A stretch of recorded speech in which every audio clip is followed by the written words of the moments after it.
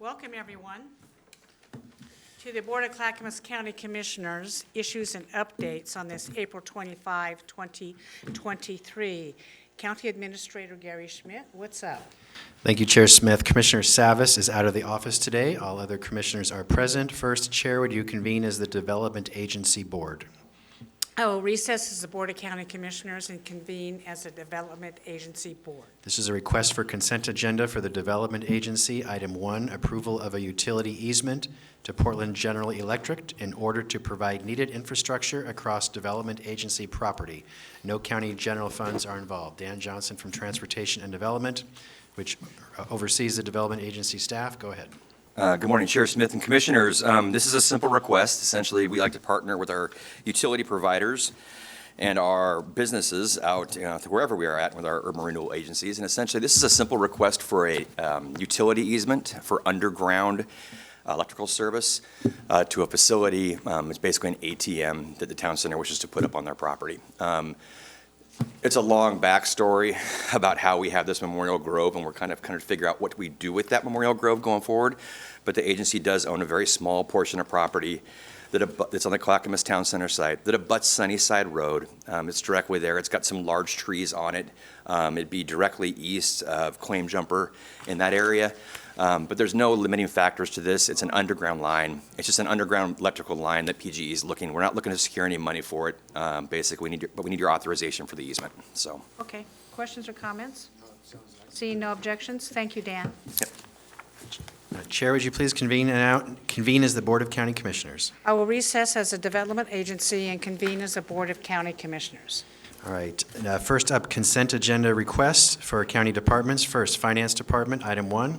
Approval of a contract with Moss Adams for annual financial audit services. Total value is $2,011,000 over 5 years. Funding is through budgeted county general funds.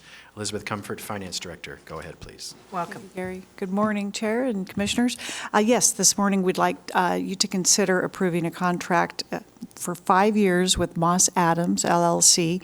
They have been our auditors for the last 7 years. We had a 5-year contract with 2-year extensions. We've just completed the audited financial statements for fiscal year 22, and we did an RFP, a formal process to ask for audit firms to apply, and we had one submission, and it was Moss Adams. We still continued with the process with scoring and with our panel, which includes one member from our audit committee, to vet and to look at them. Clackamas County is large. There are not many audit firms that could handle and work with us as effectively and efficiently as Moss Adams does. So I was pleased that they had applied. I stayed out of the process. I didn't want to be too biased, and I felt it was a good process, worked with our procurement team. And the committee, the panel, felt also that Moss Adams was qualified and recommended that we pursue another 5-year contract with them. Thank you. It's amazing, very telling that we have one firm apply for this. Yeah, we discussed that during our audit meetings. Any questions or comments from Commissioner Scholl? Elizabeth, the $2 million and change, that's for 5 years? How much increase over the previous contract? I apologize, Commissioner Stoll. I did not factor that, didn't look into that. I know it's a minimum of 3% increase each year. A minimum? 3%. That's in the contract? Correct. Okay. So this is, the next 5 years will be similar to, not a large increase over the previous 5-year contract? I do not have that. I apologize, I didn't think about factoring. I could look into that and get that to you. Okay, that'd be good. Thank you. Yeah, it's a good question. Thank you. Any further comments on this? Seeing no objections, thank you. Next, County Counsel's Office, item 1, approval of an intergovernmental agreement with Clackamas County Vector Control District for legal and procurement services. Agreement value is $10,000 and the term is through June 30th, 2028. Funding is through Vector Control. No county general funds are involved. Jeffrey Munns, Assistant County Counsel. Go ahead. Yes. Good morning, Chair and Commissioners.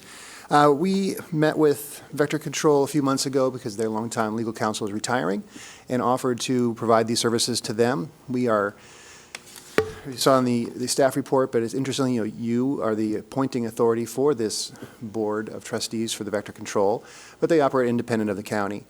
But because we're both public entities, we could provide the services to Vector Control. Unless there's an actual conflict, then of course we wouldn't. We would continue to represent the county and give them a referral to another entity. But this is a very remote likelihood, most likely.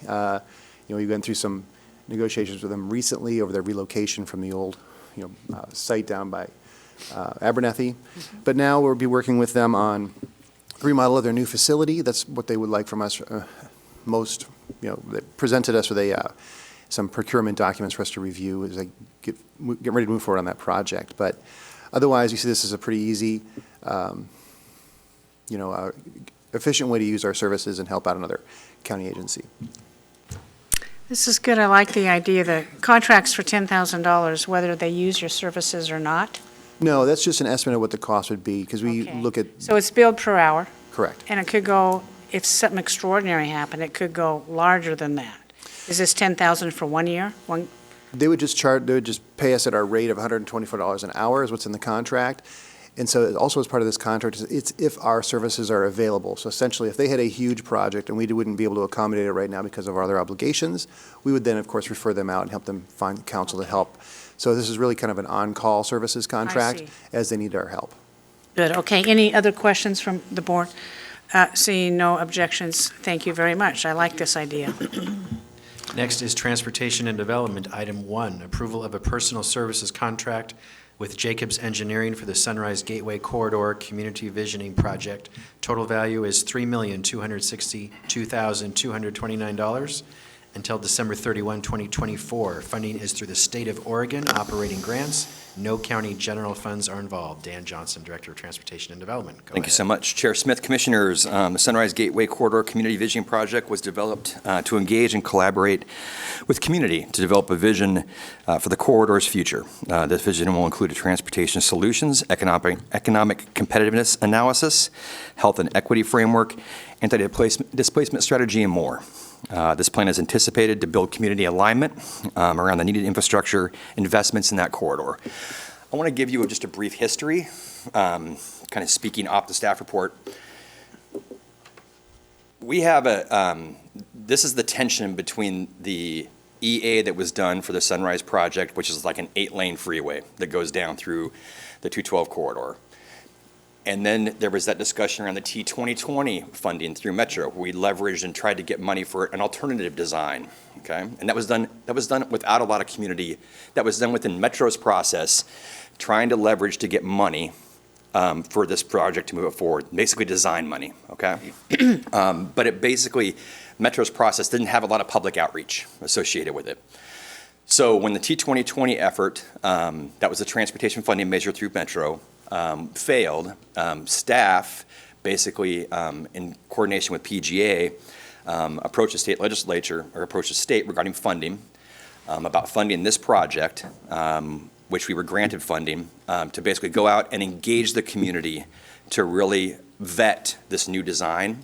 And I say new design, a design the community would like to see that meets our needs for getting traffic east to west through that corridor. I did notice an error on this report, just to bring it to the board's attention, because it says previous board action. We've talked about this previously. This references today. We've had agreements in place for the funding, et cetera.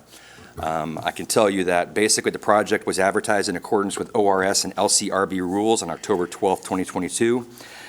Proposals were publicly opened November 16th, 2022, and the county received 4 proposals. After review of those proposals, it was suggested that contracting with Jacobs Engineering was determined to be in the best interest of the county based upon the scoring criteria. So basically, we're here to request that this go on the consent agenda to be vetted by the board and approved by the board at the next business meeting. I know that was a lot and a little bit, there wasn't a lot of that context in the staff report, and I apologize for that. But essentially, this is the commitment when we went forward to the funding that we made to the state. And we are vetting that and advancing that commitment through the approval of this RFP. So the grant from the state was how much?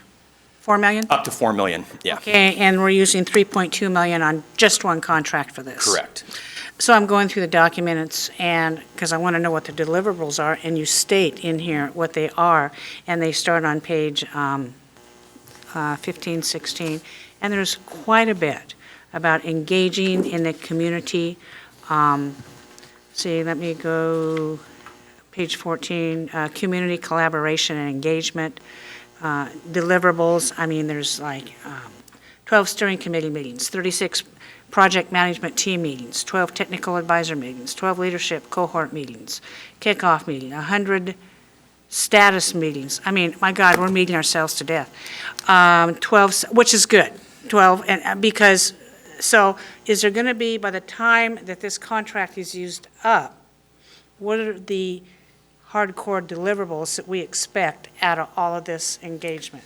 At its core, how long have you guys lived in the county? For a long time. How many times have you heard the word Sunrise Corridor? It's been around here forever, okay, forever. And the fundamental desirable out of this is to build community engagement and community support for that road that is so valuable to the Board of County Commissioners, as you said through your value statements previously, and to get support from the community. So we have other people talking about it, and it's an alignment that's been vetted with the community's values. There is some discussion around the possibility of some preliminary design associated with it. The dollars are used efficiently and effectively. We've done some kind of conceptual alignments and have an idea about those numbers, but essentially if we can get a more refined number about the design, or a more refined cost estimate around the design, that then allows us to kind of move to that next step. Okay, other commissioners want to comment. Just real quickly, I have a question. Does ODOT have a design for the expansion of Highway 212? They have the original one, which is Okay. the 8-lane section. Yep. Okay, they have that. Which would be very difficult to fund nowadays. Yes, so we have all commissioners. First up is Commissioner West. Teach me. That's the benefit of being new. I was picked up just a piece of what you just said about the history. Can you break it down just for me again a little bit?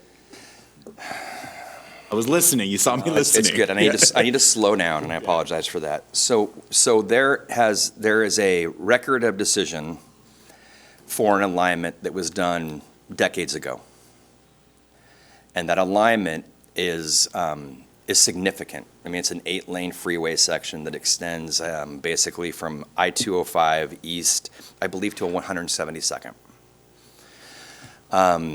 That project would be challenging, if not impossible, to fund based on the current transportation funding scenarios the state and the local jurisdictions are facing. So the question is, if we can't do this, what can we do? And how do we vet that through the community so we get community support for this alternative design? And then what is the process that we need to go through to get that alternative design vetted? Because essentially we'll have to do probably some amendments to those federal approvals. So essentially the end result is consensus on a design, community support for a design, and a design that still meets the needs that our community needs to support all that undeveloped area out in the Happy Valley corridor and beyond. Okay. And this funding is coming from a state grant Correct. that dates back to the failure of 1020? No. No, it states back to the last session. Basically, Last session, Yeah, okay, it's taken a while to get, and it's unfortunate when those monies get allocated from the state. Essentially, there are agreements that have to be put in place between the two agencies. Then we had to develop a scope for the project, make sure the scope was consistent with what we told the state legislature, and then put the RFP out. And with these RFPs, they don't give, it's qualifications, not costs. So then they come back to us, we talk about cost. That's why you said it was in '22, it's been a while. But they talk about cost, we reduce scope, adjust scope, focus on what the important deliverables are, and then from that discussion, come to a viable cost that's within the project budget. So it's taken a while to kind of move through that process. Yep. The board may not know, but Dan, since I've become a commissioner, has become a professor. So he's running Transportation University across the way with me. We've had our first whiteboard session. I see it being one of many, as transportation funding is quite complicated, but I'm glad to have my own professor here to help bring me up to speed and teach me. So And thank we you offer for classes to anybody, if anybody has a question. Yes, and it was quite informative and useful. So, but thank you so much for breaking that down for me. Thank you. Commissioner Scholl. Yes, morning, Dan. Good morning. Just three items. Okay. One, on, this is a small peanut, but Article 1, Chapter 5, travel and other expenses. Do these type of contracts normally provide for the ability of the contractee to submit a travel claim? Yes. Oh, well, that's news. Okay, on Task 13, the phasing plan done between Happy Valley and ODOT and Clackamas County. We're going out to 172nd. Is there going to be some glimpse of, in that phasing plan, what the Sunrise Corridor might look like past 172nd? It's hard for me to conceptualize stopping right at 172nd and not having something in that phasing plan about what might come after 172nd. Don't need an answer now.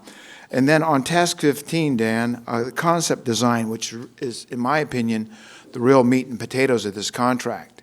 That's what I am very excited to see. That includes the horizontal and vertical alignments and elements, identification of size and location of major structural elements. But the last words that I have a question about, it is assumed that consultant shall design up to the estimated hours allocated in the project budget for this task. So that, to me, is not a very definitive requirement for what Jacob Engineering will actually deliver in terms of The percentage of construction. well, yes, and exactly how detailed will that concept design be? And so that's my question. It seems to me that Jacob Engineering could, because it's a vague requirement, Jacob Engineering could say, well, this is what we're going to come up with. And we might be expecting more detail in that. Because that's the really exciting part, is Task 15, the concept design of this project. Can I respond? Please. So two things. One, your question about 170 seconds is a valid one. And it's something they struggled with the original EA for the project. I'm not sure if you recall, but harken back to the day, I'm not sure if it was like 30, I was a lot skinnier back then, but it went all the way out to 26, and it got whittled back and whittled back and whittled back to what's viable. I will tell you, the discussion past 172nd becomes a little less challenging, for lack of a better word, because basically the topography that you're dealing with and the vertical grades you're dealing with, once you've passed Rock Creek, Yeah. as you drive that section every day, you know it becomes a little bit flatter. I'm not saying it's easy, but it becomes easier to look at a design. So basically, it's where's the terminus of the road? Then the next discussion would be at some future date, where does it go from there? But the importance of this project and the nuances around tying to 172nd are because getting through that Rock Creek junction, that Rock Creek is the 212, 224 interchange is a challenge because of the vertical nature of that roadway. Let's go. So basically, when we develop an RFP, and it's a challenging RFP because there's two folds to it. One of which is engaging the community and technical expertise in what this future road's going to be, okay? Getting consensus on that, and then when that gets done, going to some level of design. And that's what you're struggling with, is at what level is design. So there are tasks and dollars associated with all of that. It's our job as project managers to be looking at what the deliverables and the task and the dollars assigned with that and moving those dollars back and forth where we may need to. So it's written in that open fashion so that if we don't use money in other tasks, we can redirect that money to that design task possibly to get more design than we'd expected. But the problem is when you don't have consensus over the design yet, it's hard to dictate like, hey, give us a 30% design when they don't know what the road's going to look like. Okay. And one final question. On Task 15, this concept design, what is the not later than date that will be presented to the board? I mean, how much time are we giving them to do that, Dan? Oh, I want to see. If you don't know the answer now, that's fine, but I'll get it to I'm you. curious about that. I want to say that we are looking to, the project rolls up through 2024, and so I'm thinking with the next year and a half will be that date. But I'll confirm that and get back to you. And then finally, just one more thing. People are going to ask me that, what's the not later than date for the concept design. When can we see that? And two, what do I tell them when they ask me what happens past 172nd?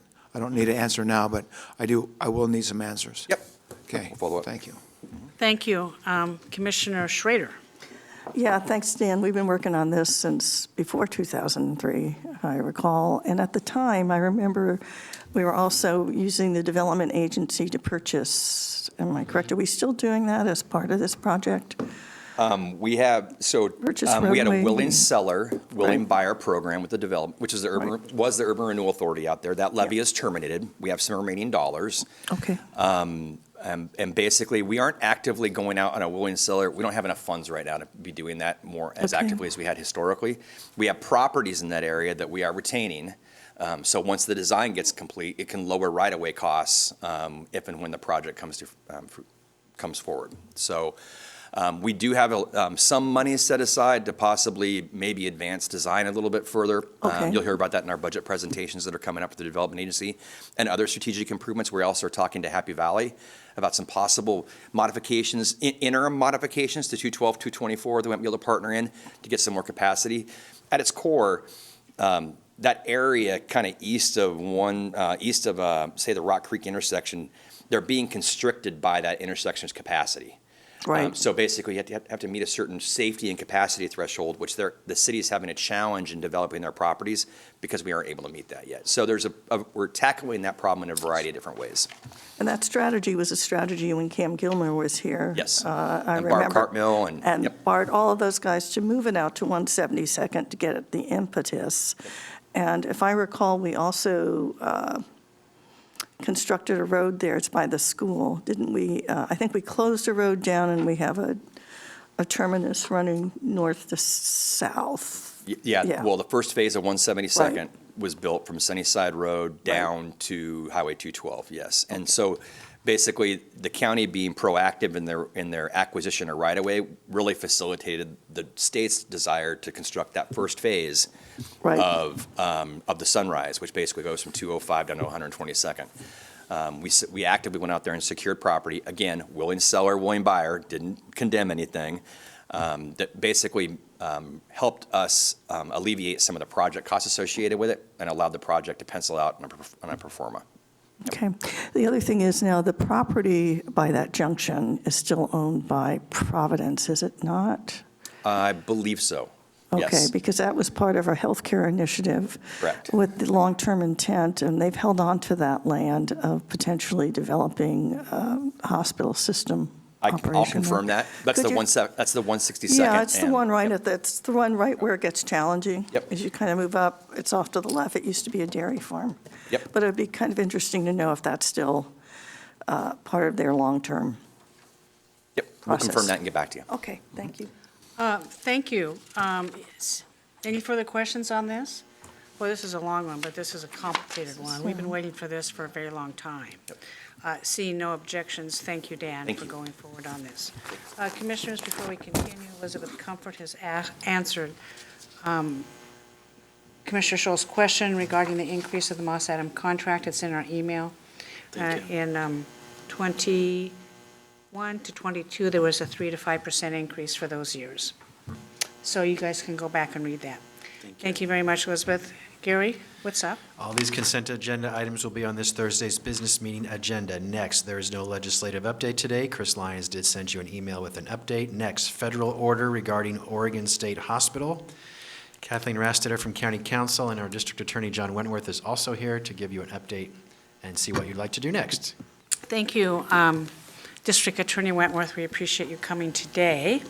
So who wants to kick it off? I'll go ahead and kick it off. Thank you, Chair. Morning, Chair Smith, Commissioners. I'm Kathleen Rastetter from County Council. We're here before you with a call to action letter from Marion County.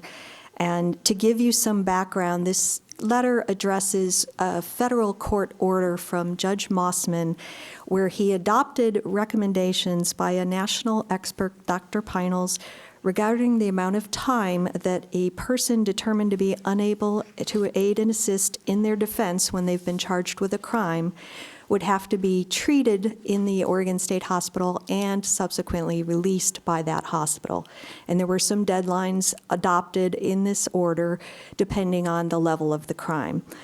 The results could have potential public safety risks and the risk for ineffective treatment of the mental illness of these folks. And all the county mental health programs will need time to develop residential housing capacity, and we want to minimize the risks that are being transferred to the local mental health programs by these counties that are providing community restoration for these mental health patients. The hope is that we would engage with the state, local mental health programs, and some hospital systems that are also being required to house these folks that are getting out of Oregon State Hospital to address the following issues: get effective treatment for the acutely ill, address the liability issues, including perhaps indemnity or funds for extra insurance for the local mental health programs to cover any liability costs, clarification of the statutory duties and roles of the local mental health programs, which could include whose responsibility it is to get secure residential treatment facilities and capacity. So we've had a request by the Marion County Board of Commissioners to join in support. They made some recommendations in this letter. So that first issue before you is whether you want to join in that support. As I said, there is this federal court action. I wanted to update you on who had joined in that action.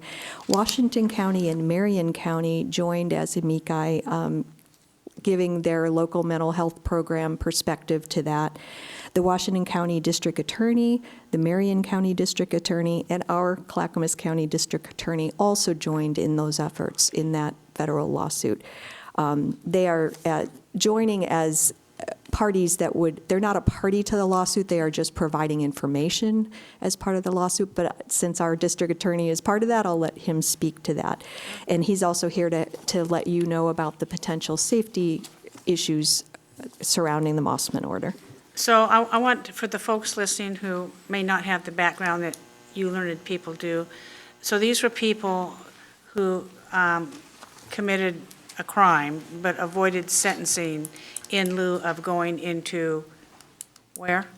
They were deemed not able to aid in their assist, and so they were being sent to the Oregon State Hospital for treatment. Okay. And so the Mossman order deals both with how quickly they need to go into the hospital and how long they can be held in the Oregon State Hospital. And that varies depending on the gravity of the charge.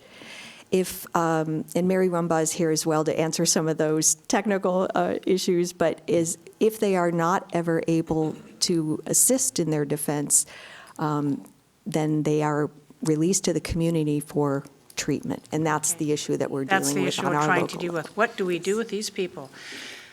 DA Wentworth, welcome again. Please, go ahead. Well, I'm going to tell you what you already know. The mental health system in Oregon is broken. And this is going to sound very familiar, but like I came and spoke to you last week about Oregon being last in the country for treatment options for people who have substance abuse addiction, we are last in the country for mental health treatment as well. We currently have an Oregon State Hospital that, for those of us who've been around long enough to remember Damish, it was built at 60%, the new hospital was built at 60% of the capacity of Damish. We now have a much worse mental health problem in Oregon. The idea was that those folks who would otherwise go to the state hospital could be treated in the community. That we would have enough resources to do that. We do not. And so to kind of explain a little bit about the chronology of this case, folks who are charged with a crime have a constitutional right to understand the proceedings against them. It wouldn't make sound constitutional sense to have someone who's part of a legal process who just doesn't understand, not just the law, but simply the world around them, wouldn't understand the proceedings in any way. And so when we face folks who have mental illness that would prevent them from understanding what's happening and would be unable to help their lawyer in their defense, they're sent to the Oregon State Hospital oftentimes to receive that treatment. The problem is, the state hospital's full. So the Mossman order, and I want to make clear, I am not demonizing Judge Mossman at all. He was set out to solve a problem, and that is, we have, by law, 7 days to get someone from the Clackamas County Jail to the Oregon State Hospital. And the way this expert suggested that we fix that problem is to let folks out earlier than the law currently allows us to hold folks to get treatment. So on the back door, you've got people going out so that you can allow people in the front door. The problem is that folks are getting released before they receive the treatment they need to become healthy again. We currently have, as of Friday, dismissed 9 cases in Clackamas County involving folks who are mentally ill. 7 of those cases involved crimes of violence. 6 of those cases involved folks who had threatened to kill someone else. One of the cases involved a gentleman who shot a Clackamas County Sheriff's deputy repeatedly, in both one shot in each leg, and had to be stabbed in order to subdue him. The deputy pulled out his knife and stabbed the assailant in order to save his life. That case was dismissed because this gentleman did not receive the treatment that he needed at the Oregon State Hospital, because under the Mossman order, again, I'm not demonizing Judge Mossman, he was released earlier than his treatment would deem necessary. This is a real threat to our community. I'm urging your support for the counties joining in this effort. This is why I'm part of the amicus approach. Judge Mossman asked us in September, please provide me with the parade of horribles, that was his term, that I think could result from this order. He understood at the beginning, if I do this, something bad might happen on the back end, and I want to know what those are. And we're in the process of providing him with that information.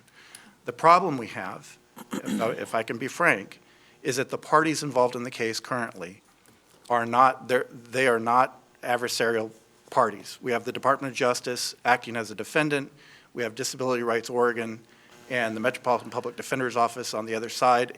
And although the adversarial process in our legal system is designed so that issues like this are ferreted out, Judge Mossman is not being told yet of the consequences of his action.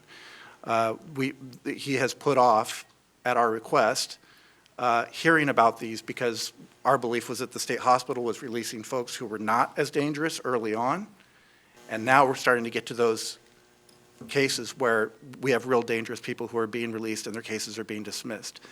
I'm coming to you as an advocate who believes that the role of government is to protect people's health and safety. And when we have folks who touch our system, who become part of our process, who we become aware of, who need improved health, improved safety for the community, and we don't do anything about it, we are letting our citizens down. Mm-hmm. And so I'm asking for your support in this effort. It's why I've joined with the Marion County District Attorney and the Washington County District Attorney to offer our insight and guidance to the court. But the last thing I'll say about this is not just about a legal case. There needs to be political pressure on the governor, in my opinion, and also on the legislature to fix this problem. This lawsuit is a symptom of a larger problem in Oregon that has to be addressed. The real cure has to come from the executive branch and the legislative branch, not the judicial branch, to solve this horrible, horrible problem that's occurring in Oregon. Okay. Very good summation. Thank you very much for that. So the lawsuit that's going forward, what does it do? Well, right now, it's designed to simply get folks from jails to the state hospital in the 7 days. What is the challenge to that? You say you want to join Disability Rights of Oregon as a, what are you doing? You're offering more testimony to Judge Mossman saying, these are the problems we're having. So Is that what this is all about? Yes, we're acting as we're called friends of the court to inform the court if the parties aren't sharing all the information we believe the court needs to know. We're acting as friends of the court, excuse me, to say, Judge, here, you've made this order. Now here are the things that are attendant to that are consequences of that you may not otherwise know. We're advocating on behalf of those who aren't parties in this case. Got it, thank you. It's an education process. Thank you very much. We have 3 commissioners in the queue. Up first, Commissioner West. Thank you, DA Wentworth. So OHA is the defendant, correct? Yes, DOJ is. DOJ. Who Okay, represents so the OHA. state Yeah. is, and so we're concerned that there won't be a robust case made, and the state will be a little feckless in its effort here potentially. Yes. Shocker. I cannot help but just be reminded, and I've said this from the dais multiple times, that the former administration, the current governor who was Speaker of the House, special interest groups, and large hospital unions chased away over a $50 million investment for Universal Health Systems to build a state-of-the-art hospital with increased capacity in the metro area because they would not issue what's called a needs certificate. The term that I have to say needs certificate by itself is insulting, that as we rank 50th in the nation, that we would even utter such a word from any political body I mean, it's just absurd. It's just absolutely absurd. It looks like we really needed those beds, and we really needed treatment.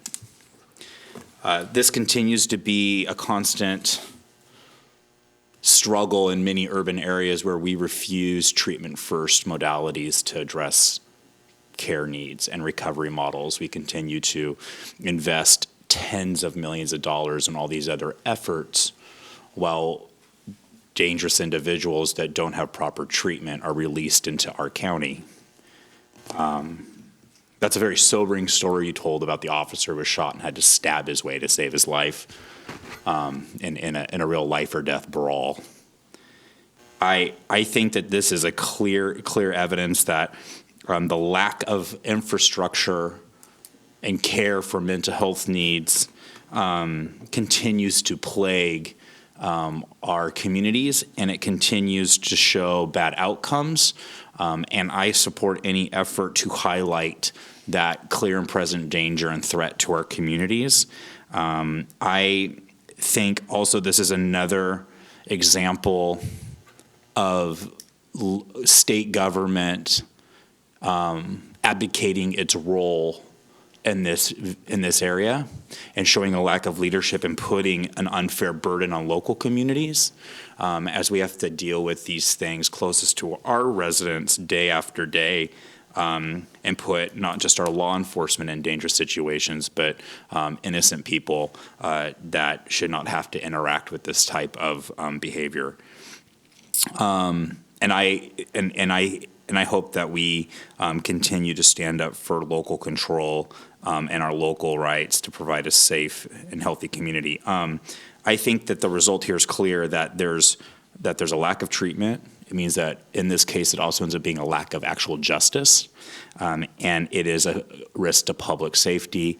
I thank you for educating us on this further. I think I might be preaching to the choir a little bit, but I hope we sign on and give our full support and any capacity necessary to provide the judge in this case whatever is needed. And I hope that I think it fits kind of our worldview and how we operate here in Clackamas County. We put public safety first. And so I appreciate Marion County and Washington County bringing this forward. And so, Board, that's my decision, is I hope that we do support this effort. Thank you. We have 2 other commissioners. Commissioner Scholl. Yes, good morning.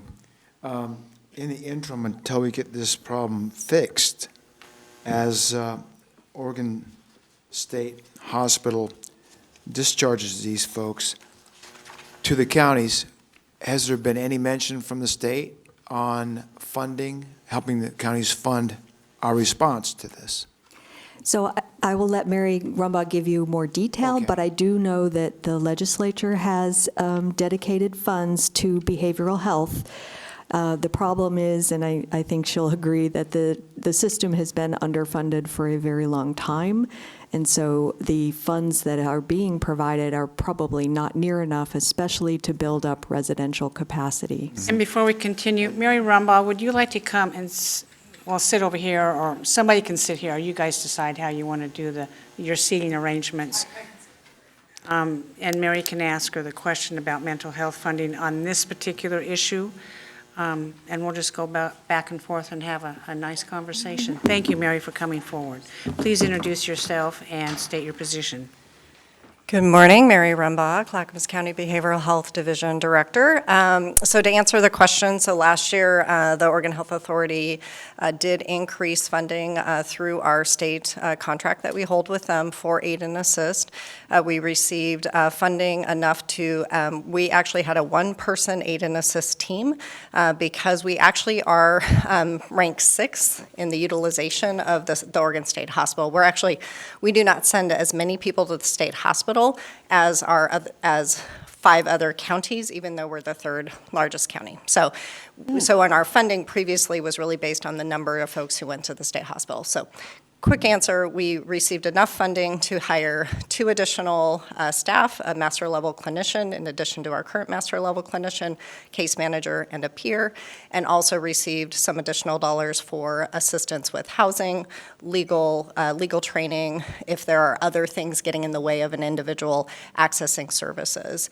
So we did receive all the dollars that we requested. There still is not enough. That funding was really not meant to then build out housing. We did receive that 4.7 behavioral health housing investment, with the priority population being the aid and assist. We are still looking at how to spend those dollars. It just takes a long time to build capacity is the challenge. So the timing of the Mossman order with when the dollars came was really unfortunate, because there was really a lack of insight to understand that it just takes a long time to build. And so that has been the challenge for us. But yes, we did see some increased dollars, but as Kathy noted, we're still an underfunded system. Okay. My next question has to do with facilities. As these people who have a mental health issue and a criminal background are discharged from the state hospital, come to Clackamas County, what facility is available to us here in this county or in the region where we can safely accommodate the needs of these people? So the state several years ago did invest in a tri-county, it's called Northwest Regional Reentry. Most of our higher at-risk individuals do discharge to that program. It's a very comprehensive program. Actually, I can share in the last quarter, this is our 4th quarter 2022, of the 20 individuals we had in community restoration, 8 individuals were able to reside in their own private residence. 1 was in a shelter, and 11 were in congregate care, so they were in that Northwest Regional reentry program. Okay, I think that's all my questions, and I enthusiastically Well, you support. can come back if you have another one. Yeah, I enthusiastically support the Marion County lawsuit. Thank you. Commissioner Schrader. Yeah, I think you've already answered part of my question, but the issue is we don't have the sticks and bricks necessary at this point in time to house these folks to get the treatment that they need. And it's not only mental health, it's also addiction, is it? It's not? true. Many folks do have co-occurring. The primary lead concern is their mental health condition, though. Okay. Yeah. So I do have a question for the DA, and I don't want to get us off topic, but my concern with Measure 110 was that oftentimes, I think that I talked to a very close friend of mine, and of course, who is supportive of this, and I think it's well-intentioned, but the sense is it is not working the way it was designed to work, and my concern has been with people who are dealing with addiction, criminalizing it. I understand that that's onerous to some people, but from my perspective, it also got people into a legal system where they had access to drug court. Can you add to that? How do the DAs feel about how that's working? And I don't mean to put you on the spot, but I just thought I'd ask while I had you here. Thank you. John, okay. You're correct. So as I shared with the board last week, one of the challenges we have as a community is that simply, even if we were to have all the treatment that we needed, Right. getting folks into treatment who are addicted, who need that treatment, is very, very difficult. Yeah. The mechanism we used before was to, once, as I was saying, once you touch the criminal justice system, our job is to try and make things better in some way. As Commissioner West knows and spoke to last week, the notion that was sold to Oregon voters was that we were going to use what's called the Portugal model. Right? That we would decriminalize drugs because folks who have addiction don't belong in the criminal justice system. The challenge is that we don't have the system in the United Right. States that they have in Portugal, which allows the police to take people directly to treatment. We don't do that and can't do that constitutionally. So now you have a system where the treatment doesn't exist, folks don't want to get treatment, and we have no mechanism to make people get treatment who don't want it. So we have addiction everywhere. So I hope that answers your question, because I Yeah, wanted an I- opportunity to brag a little bit. I had thought about the Portugal model, and that's what I heard, and I heard that we really didn't actually implement the totality of it, because people who are addicted, you know, they're not rational actors all the time, and so sometimes you need that push, which is difficult to do when, yeah. Yes. Okay, thank you for that, I appreciate it. Appreciate your comments. Is that it, Commissioner Schrader? Yep. Commissioner West? Mary, you might be able to help me with this, just ferreting out what we have available as resources. I think we all agree that we need more and sometimes different, but we have what we have. So my concern that just keeps buzzing in my head is appropriate treatment that meets the need, that is timely and effective, and gets somebody stabilized or on a care continuum, right? And it sounds like to me that we are not only putting the community at risk, but an individual at risk, because we're cutting potential vital treatment that's best done inpatient, which it doesn't sound like we really have an inpatient model here that's lasting.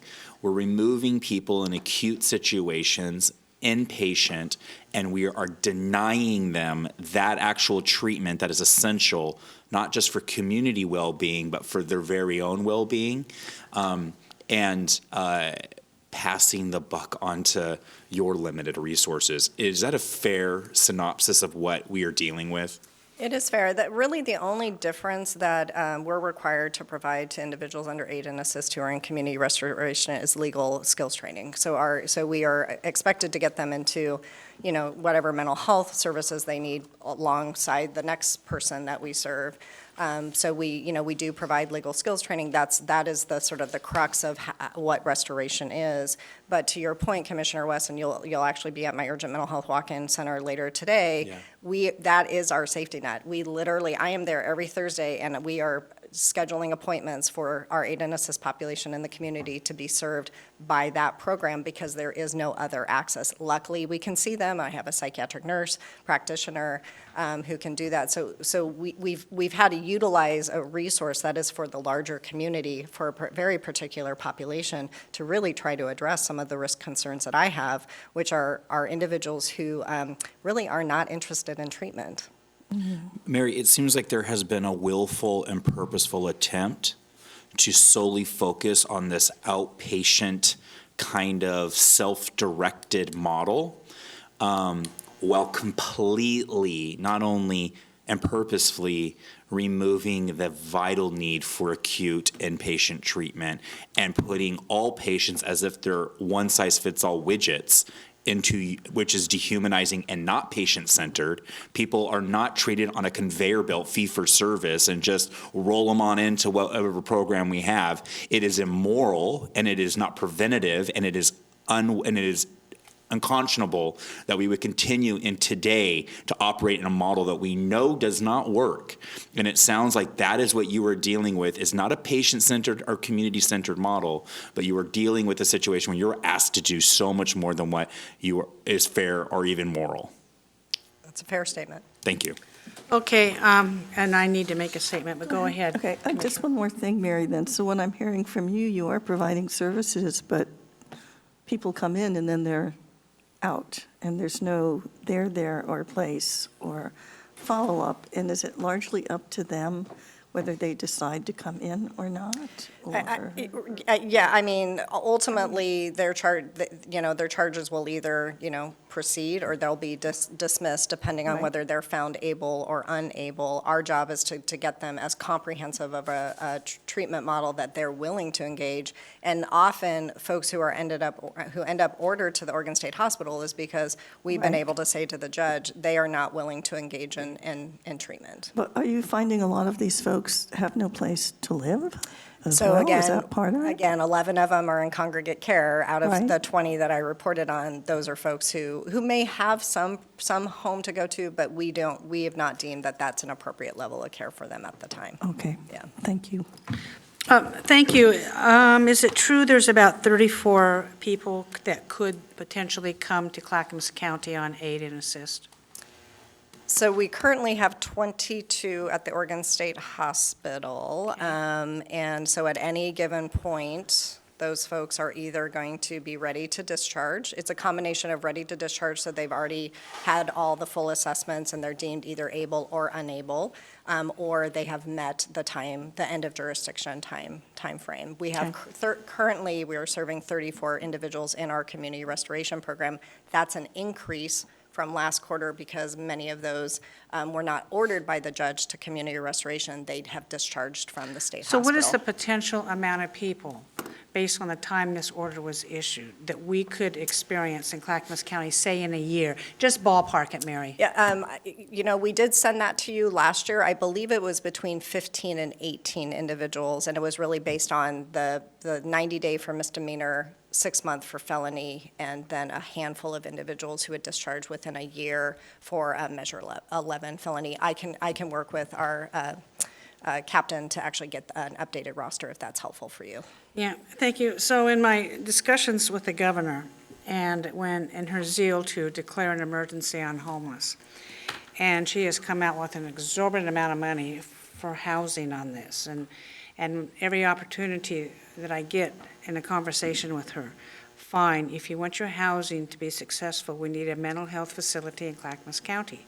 We need an addictive treatment center in Clackamas County. She says, I understand that. And then she moves on to talk more about housing, how we're not doing our job. I says, well, because, Governor, we're looking at this whole homeless problem in a very different venue as far as causation and accountability and treatment for people who may not be accountable. And this sounds like what this group is. So it's a very, very high cost, high impact, high people are giving services to a very, very small group, based on a court decision. It's too bad. I wish Judge Mossman would have redirected his decision to put it back in the laps of the Oregon legislature and say, guess what, legislators, this hospital isn't big enough.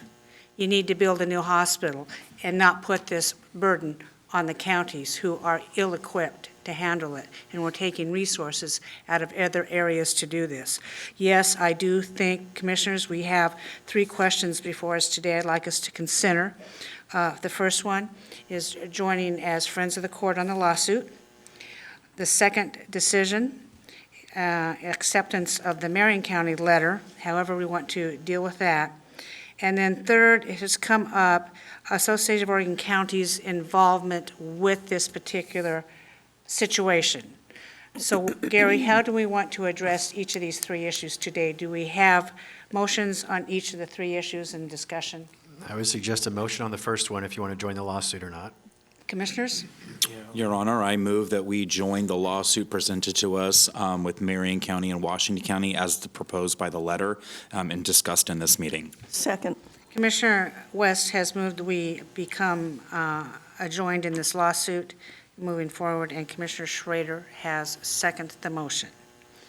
Further discussion? Yeah, do I want my light? No, go ahead. No, just talk. I will. I will say that I hope that there are more bold efforts like this from not only offices like yours, DA Wentworth, but from local governments and cities, as we have to stand together to push back against bad policies that impact where we live.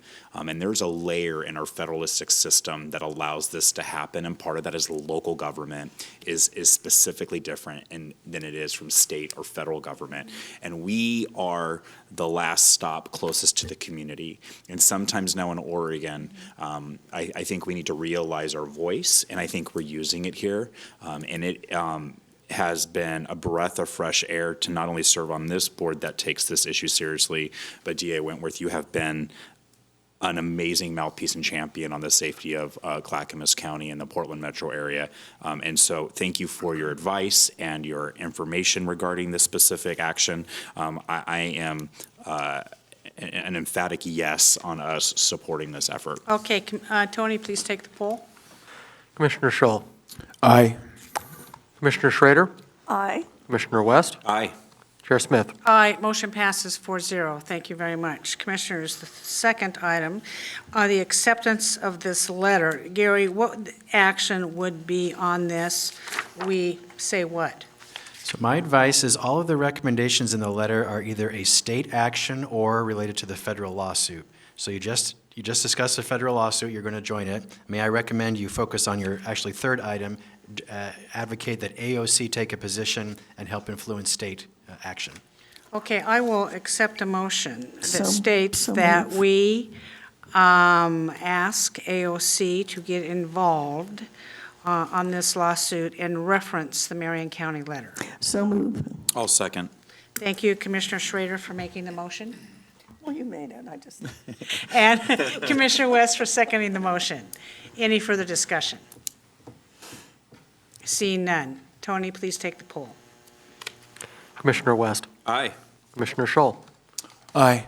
Commissioner Schrader, Aye. Chair Smith. Aye, motion passes 4-0. Thank you very much, Commissioners. Kathleen Rassiter, DA Wentworth, we always appreciate you coming here and giving your perspective on this. It's very, very important, and Mary Rumbaugh as well. Thank you for a very enlightening session today. Thank you. Commissioners, before we move on, we need to depart at 11:15 for a luncheon that we all are anxious, but it's just not a luncheon.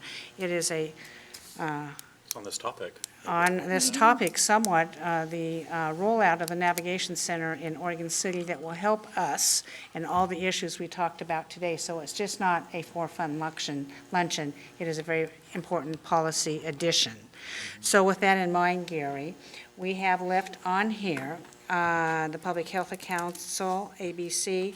We have a Gary issue, a meeting agenda, and Commissioner communication. I'm going to ask commissioners to be very brief in your communication. Gary, you pick the items that need the most attention. Okay, let's do the advisory board appointment next. Tony, go ahead, please. The Public Health Advisory Council, staffed by Health, Housing, Human Services, currently has 10 openings on their commission due to term expirations. 16 members are allowed with 2 terms each. Through a recruitment process, 11 applications were received, 10 are recommended for appointment. 8 are new, 2 are currently on the board, 1 withdrew their application. Recommendation is Mike Foley to a 2nd term, Tabitha Jensen to a 2nd term, Darcy Kilsdonk to a 1st term, Ganao Knox to a 1st term, Missy Albrecht to a 1st term, Norberto Contreras to a 1st term, Pamela Bonner to a 1st term, Rebecca Stavenford to a 1st term, Ruth Adkins to a 1st term, Yvonne Smith to a 1st term. Commissioner West? I want to ask the board, and Gary, you also, as we appoint people to advise important matters to this body, and we go through and read the resumes presented to us and that kind of finally put before us, I want to be sensitive to the fact that sometimes we might get somebody on here that gives us pause. And that we need to address an issue or something we read maybe in their application process or something we may know. But I also want to be respectful of the fact that these are volunteers in our community stepping up to do volunteer work that is essential, and want to respect that and not have people feel like that they're going to be overly scrutinized or publicized if we decide not to appoint them here. I'm curious what that process is and how we would like to handle as a board, because I don't want to air out a grievance against somebody looking to volunteer to Clackamas County, but there may be somebody on here that gives me pause. What is the process that this board likes to take if we want to discuss a specific person that's been appointed? I'm going to vote for this today, but the process I think matters is every now and then I see something that perks me, that has additional questions. Do we just speak it about it openly here in front of everybody and it's fair game and we talk about somebody who's volunteering, or do we have a process at which we talk behind the scenes before it comes before us? I don't know how to handle Gary? that. Gary? Yes, so here at Clackamas County, each commissioner has, you as a group approve appointments, so it's not one commissioner or the chair. You have two options I would offer. First, Tony sends out the list Thursday before. So as you read it, if you have any concern, let me know, and we can pull the item so that you can talk with the staff liaison to the committee and address any concerns you may have. Or second, at this meeting, just say, if the chair would agree, hey, I would like to pursue this further, can we hold on this for a week? And then we could talk offline individually about your concerns. But ultimately, you do have to make the decision in public. Okay, thank you. That's good clarification In for fact, me. we did that several weeks ago. We held we off did that. on one. Tony, when you send out these appointments, do they include a bio, their application? The packet that the board receives does include their applications, yes. Yeah, because it's not here right now, but on the email it does. Email, we Correct. always get a bio, yeah. Thank you very much. Commissioners, I will accept a motion to approve. I move to approve the Public Health Advisory Council recommendations as read. Second. Commissioner Scholl has moved, we appoint the Public Health Advisory Council, the 10 members as read from the clerk, and Commissioner Schrader has seconded the motion. Further discussion? Seeing none? One quick question. Is the whole application given to us, or just the questions they answer and a quick, like, it's like a little, like who they are and their address? Like, do we get, like, there's other recommendations, if there's additional supporting documents? That's also, I haven't always seen all of that. Commissioner, the minimum requirement is an application packet that is a standardized form provided by county. If additional materials are received, they are generally submitted to the board for review. Okay, and maybe this is just offline, I just see that somebody said, oh, please review my letter of recommendation. I don't see that. That could just be what was provided to me initially, but I just wanted to make sure that we do see, if we want to, everything that's available.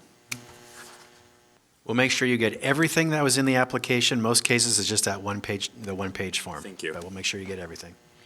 Thank you. Tony, please take the poll. Commissioner West, Aye.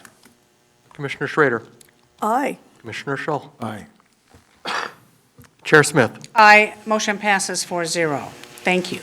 Gary, All right, what's your next? business meeting agenda this Thursday, April 27, 10 a.m. All you have is the consent agenda items you put forward this week. It's a pretty short agenda, but if you have any questions on any item, please let me know. If I may, I'll do my request. I hope it was short. So commissioners, I'm seeking your permission for the county to pay, my membership dues in the International City County Manager Association. The cost is $1,200 for 1 year of dues. It is paid by general fund. It is budgeted. I do find it rewarding to be a member of this association. It helps me to be a better county administrator. I get to network with my peers in Oregon and across the United States and internationally. It's not just the U.S. I take free webinars. There's a magazine. I have access to free coaching. It helps me to be a better administrator. But I'm asking the county to pay my dues, so seeking I your like approval. this, Gary. I like it because it's continuing education.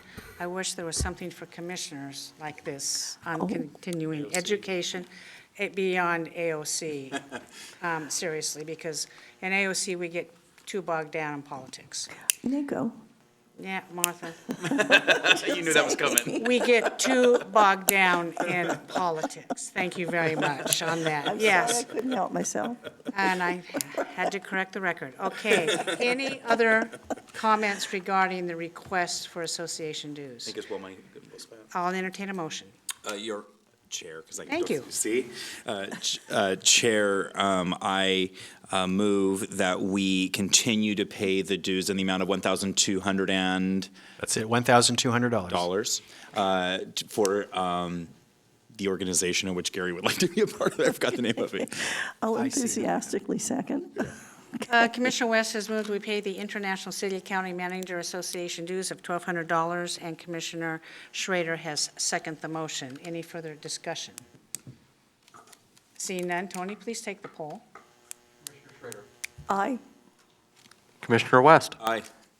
Commissioner Scholl. Aye. Chair Smith. Aye, motion passes 4-0. Thank you very much. Thank you, Commissioners. I appreciate that very much. Final item is Commissioner Communications. Business meeting agenda review. I did that before this one. I just Sorry. did it. Commissioners, we each get 1 minute, and you know what? Before I call on anybody, I'm going to get my timer out. First, yep, I learned this from Gary Schmidt. He does do it. Okay, who wants to go first? I'll go first. Commissioner West, you have 60 I have seconds. nothing to add, and I'll have a lot more to talk in the next upcoming meetings this week. You can have my time, whoever's No, next. you don't that. get Or it. not, or you cannot have my time. I'm just done, I'm done. I'm done. Each I have nothing else to commissioner, say. we don't do that. We don't do it for the guests. We don't do it for anybody else. Who wants to go next? Commissioner Scholl, you have 60 Yeah, seconds. I'll be brief.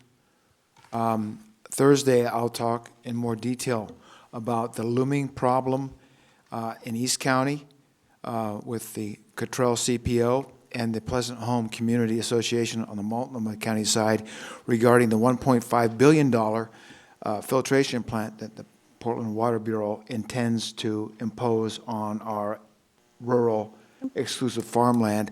It is becoming a huge thing, and I'll give you more detail on Thursday. Thank you. That was only 32 seconds. I do I'm appreciate quick. that. Your item is, I look forward to hearing more about it coming up. Commissioner Schrader, you're up. Yes, I just have an item that I will give you additional information on. I've been working very closely with our workforce board on childcare early learning, and we're looking to take a deep dive into that, and we're tracking all the bills about early childhood at the state legislature. But more to come on that. Thank you. 20 seconds. Ooh. Overperformance. You never thought. I told you I could do it. You can do that. Just want to let the folks know, we submitted our response to tolling to ODOT and the Oregon Legislature, and anybody else we could think of. The Clackamas County Caucus and the Oregon Legislature enthusiastically received our information and are working to do something with it. We've also offered a joint committee hearing for them to sit with us and hear public comment, should it be needed. Secondly, we have a planning meeting tomorrow, Commissioners, where we'll be considering the issues surrounding the homelessness. We've already decided to move forward on Measure 110. We have the Bluebird Commission and the Community Members Committee to consider too. So I look forward to that. Thank you at 48 seconds. Do I win a door prize for this? No. Listen, you're going to get a side hug. Seeing no further business before the commission, we are adjourned.